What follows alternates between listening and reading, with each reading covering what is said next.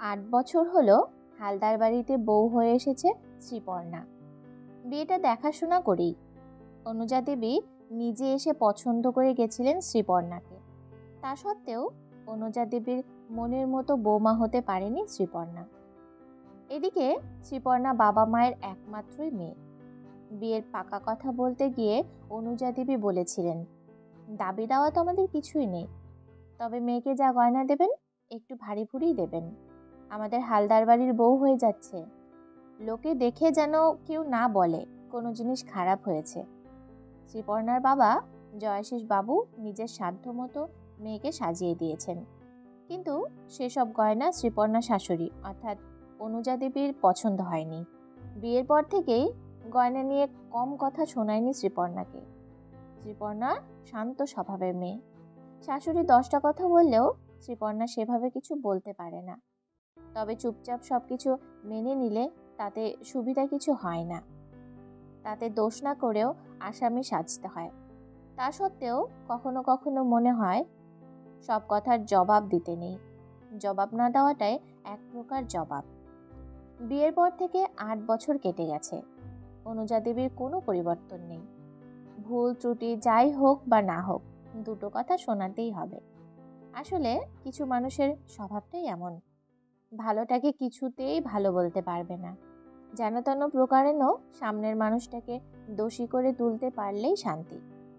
দেখা গেছে শ্রীপর্ণা খুব ভালো রান্না করলেও খুদ একটা বের করবেই। খারাপ হলে তো দেখতেই নেই, বাজে কথা বলতেও ছাড়বে না। প্রথম প্রথম খারাপ লাগলেও এখন আর কিছু মনে করে না শ্রীপর্ণা। অভিযোগ আর দোষ শুনতে শুনতে মানুষ একটা সময় অভিযোগকারীকে কোনো গুরুত্বই দেয় না। আর ব্যাপারটা গা সওয়া হয়ে গেলে যা হয় আর কি।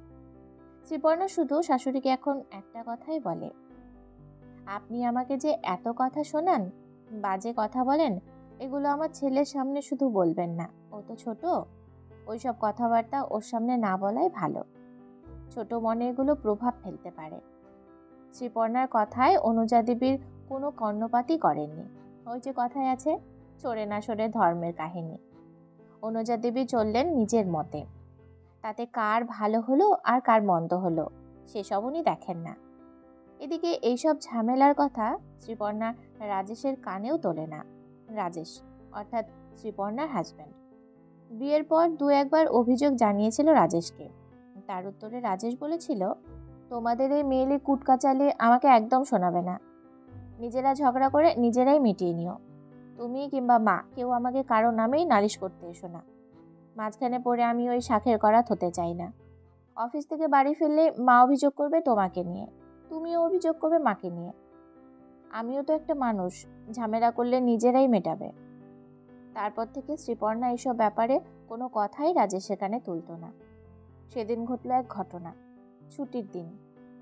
ছুটির দিন বলে রাজেশ বাড়িতেই ছিল।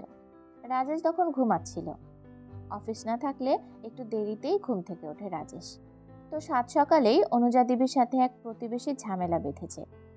ঝামেলা মানে সে ধুমধুমার ঝগড়া, সামান্য একটু জায়গা নিয়ে দীর্ঘদিনের অশান্তি। বিয়ের পর থেকে শ্রীপর্ণা দেখে এসেছে প্রতিবেশী কাকু কাকিমার সাথে সেরকম কোনো সদ্ভাব নেই। শ্রীপর্ণা তবুও প্রতিবেশী কাকিমার সাথে কথা বলে টুকটাক, সেটা আবার তনুজা দেবী পছন্দ করেন না। যাই হোক, ধুমধুমার ঝগড়া সাত সকালে। পাশের বাড়ির ওই কাকিমা ওপাশ থেকে চিৎকার করে বলছেন, অনেক সহ্য করেছি, আর না, এবার থানা পুলিশ করতেই হবে। ভদ্রমহিলার মুখের যা ভাষা, তার ছাড়ছি না, পুলিশ আসুক, এর একটা শেষ দেখে ছাড়বো। শ্রীপর্ণার 7 বছরের ছেলে তখন চিৎকার করে বলছে, পুলিশকে তাড়াতাড়ি ডেকে নিয়ে এসো, নিয়ে যাক আমার ঠাম্মাকে।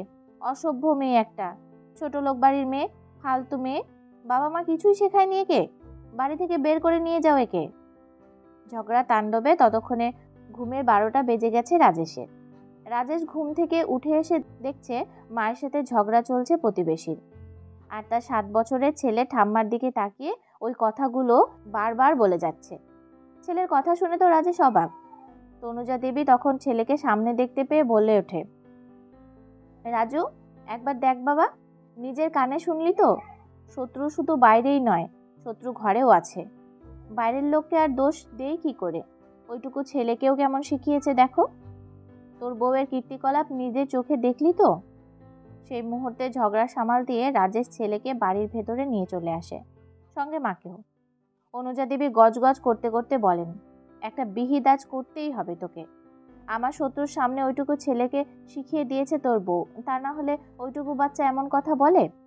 শ্রীপর্ণা তখন পাশেই দাঁড়িয়েছিল। রাজেশ প্রতিবাদ করে ওঠে তনুজা দেবীর কথায়, বলে, আমি তো শ্রীপর্ণাকে চিনি, ও অন্তত এই কথাগুলো ছেলেকে শেখাবে না। তাহলে ওইটুকু ছেলে এসব কি করে বলল? নিশ্চয়ই শিখিয়েছে। মা, তুমি শান্ত হও, আমি দেখছি বিষয়টা। ও তো বাচ্চা, ওকে বুঝিয়ে বললে ও কথা শুনবে। রাজেশ ছেলেকে পাশে বসিয়ে তনুজা দেবীর উপস্থিতিই জিজ্ঞেস করে, বাবু, তুমি ঠাম্মাকে আজ কত খারাপ কথা বললে বলো তো? এসব বাজে কথা তুমি কোথা থেকে শিখলে? শিশু মন সহজ সরল হয়, তার মধ্যে তো পাপ তাপ নেই। অকপটে বলে ওঠে, ঠাম্মাই তো আমার মাকে বলে, অসভ্য মেয়ে, ছোটলোক মেয়ে, ফালতু মেয়ে, বাপমা কিছুই শেখায়নি তোকে। ঠাম্মা, তুমিই তো বলো এগুলো। আমি ঠাম্মার থেকেই শিখেছি। ওসব কথা মুখে আনতে নেই বাবু। যে কথাগুলো খারাপ কথা, সে কথাগুলো তুমি বললে তোমাকেই খারাপ বলবে সবাই। কেউ খারাপ কথা বললো বলে কি তুমিও খারাপ কথা বলবে? তাছাড়া তুমি তো ঠাম্মাকে বললে, ঠাম্মা কিন্তু মনে মনে অনেক দুঃখ পেয়েছে। তোমার ঠাম্মা মানে তো আমার মা, বলো। তুমি যে আমার মাকে বললে, আমিও তো কষ্ট পেলাম। তাহলে তোমার মাকে বললে যেমন তোমার কষ্ট হয়, তেমনি আমার মাকে বললে আমারও কষ্ট হয়। তুমিই তো বললে, যে খারাপ কথা বলে তাকে সবাই খারাপ বলে। ঠাম্মা তাহলে মাকে বলে কেন? ঠাম্মাই তো খারাপ কথা বলে, তাহলে ঠাম্মাও খারাপ। এরপর রাজেশের কি বলা উচিত রাজেশ আর ভেবে পায় না। রাজেশ মায়ের মুখের দিকে তাকাতেই অনুজা দেবী মাথা নিচু করে নেন। কিছুক্ষণের জন্য সবাই চুপ করে যায়। ছেলের এমন কথায় শ্রীপর্ণা তারপর ছেলেকে শাসন করতে উদ্যত হলে অনুজা দেবী বলেন, ওকে শাসন করো না, ও ঠিকই আছে। আজ সত্যি নিজের ভুলটা বুঝতে পেরেছি। আমি জানি আমার প্রতি ওইটুকু বাচ্চারও বিতৃষ্ণার ভাব তৈরি হয়েছে, আমার দোষেই। ওর মন থেকে আমার জায়গাটা দূরে সরিয়ে দিয়েছি আমি নিজেই। আজ আমার চোখ খুলে দিয়েছে।